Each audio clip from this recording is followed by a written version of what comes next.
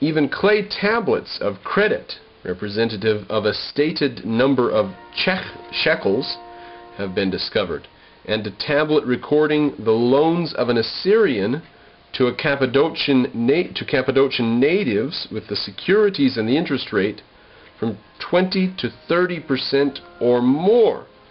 We think we're paying 20% is a high rate nowadays on these damn loan shark credit card companies, and 20 and 30% is the oldest interest rate in history. It was in this region that true coined money was to be first used centuries later. Now I just paused there, and I thought, as far as what I knew, the kingdom of Lydia, which is just at the far western end of Turkey, which was settled by Greek settlers, Greek pilgrims or whatever. Not pilgrims, that's religious. Greeks had settled it. It was a Greek colony. And I thought that Lydia was the first to use actual coins, round coins marked with a standard monetary unit. Now, it says true coin money was first to be used centuries later in Upper Mesopotamia, on the Upper Tigris and Euphrates. Was certainly in this area. I mean, the Chinese probably claim it too, who knows. With the conquest of Babylon by the Kassite invaders, Assyria passed into obscurity until the 15th century BC, though throughout this period the people were still subject to the influence of Babylon and the Hittite kingdoms to the west. Being without natural frontiers, they were obliged to defend themselves for centuries, not only from the Mitanni, Babylon, and the Hittites, but also from mountaineers of the east and north, and from new hordes of Armenians from the deserts, from the open lands. Their enemies hardened them to warfare and taught them to use iron and the horse and the chariot. Now it said that they not only had to fight against the Mitanni, Babylon and Hittites, and it says down below, the Mitanni are an Indo-European people on the upper Euphrates. At one time they even took Nineveh and temporarily subjected Assyria. Very temporary probably. We probably know about that from Assyrian records. Much light is cast on conditions in the Near East in the late 15th century BC by the Tel el Amarna letters and the Hittite documents found at Boghaz-Koi, B-O-G-H-A-Z-K-O-I, and the O has umats over it. Assyria, I'm going to tell you a little bit of stuff. It's going to be a lot of stuff to juggle in your head. If you're really interested in this arcane stuff, you can rewind and listen to the video and even make a few notes. But here it is. Assyria had then become stronger and was dominating its western borders, its western neighbors, the Mitanni, who we just mentioned. During the next century, it had repeated conflicts with the Kassites in Babylon, and soon afterwards dominated Babylon, and pushed the Hittites from the Euphrates. Shalmaneser I called himself, this from 1290 to 1260 BC, called himself proudly the king of the world, because they actually dominated Babylon for a time. He held all Mesopotamia and Carchemish on the Euphrates, and changed his capital from Assur to Kalah, K-A-L-A-H. Then Assyria passed into a new period of darkness for over a century. New hordes of Arameans entered into the heritage of the Hittites in Syria and invaded Mesopotamia and Assyria. Okay, so they become very powerful. They have all of Mesopotamia. Then a small dark age begins. Not much is happening. Hordes are invading.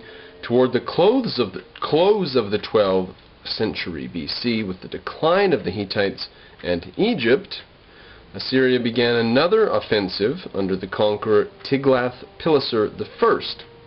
He boasts in his annals to have subdued 42 nations in 5 years, among whom were Babylon, the Armenians, the Aramaeans, I'll get it, the Mushki, the Hittites.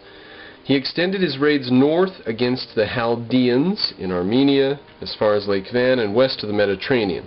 Already, the later Assyrian policies of cruelty to the conquered, deportation. Okay, now you can fuzz back in. There was quite a bit of stuff about the politics of Assyria for like 200 years.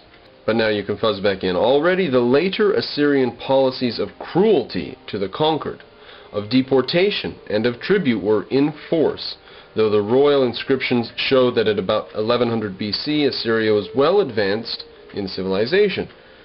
Now, why is that mutually exclusive, especially back in the Bronze Age? Why couldn't they have be a people who is into conquering, deporting, and requiring tribute, and therefore they couldn't be civilized, therefore they would be ignorant and not spell and stuff?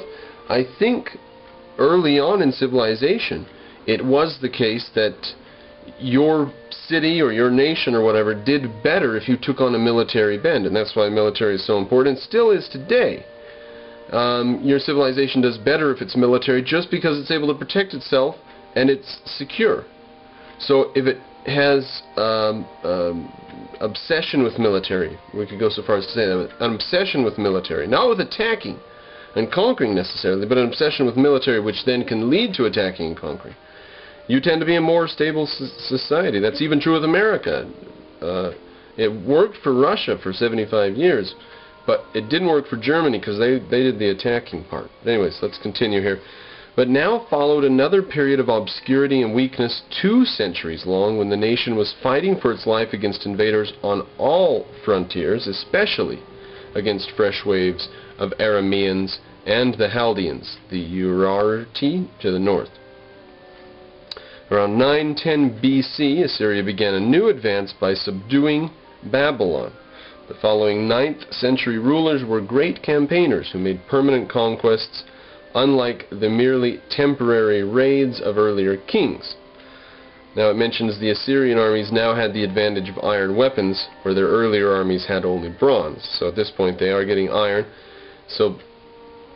And they're doing conquest rather than just booty raids, raiding to get booty and wealth.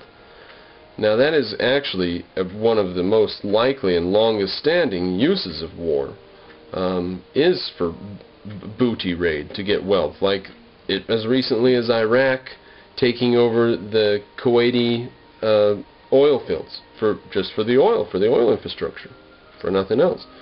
And it goes clear back to the Assyrians. And the more far-sighted kings took over the cities, and then probably took tribute and slaves and whatever. The far-sighted ones did that rather than just robbing the city and leaving and letting them rebuild. So, let's continue. The invaders from the north and the east and the Arameans were definitely checked, and the victorious armies advanced again to the Mediterranean.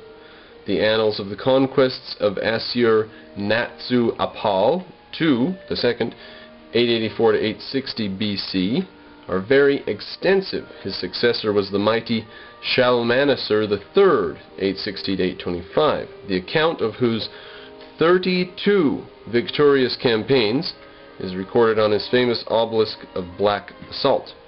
Basalt is a very hard rock.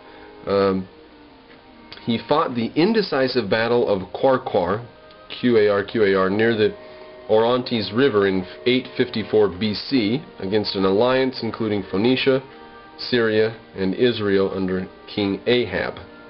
12 years later, he was able to impose tribute upon Israel and all the petty kingdoms in Western Asia except Syria.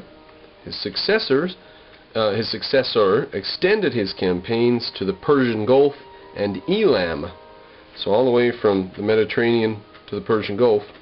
But then Assyria suffered another temporary decline until about the middle of the 8th century BC due to the attacks of the Kaldi,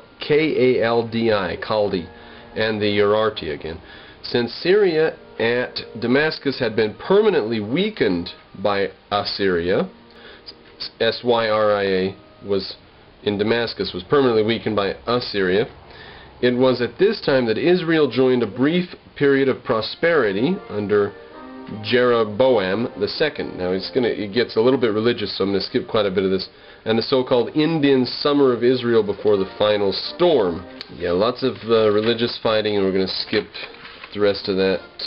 Now about the Assyrian Empire. So Assyria at one time owned everything from the Persian Gulf on up to where it touches the Mediterranean Sea, where it's Syria and so on today, and down to Egypt, the Sinai Peninsula.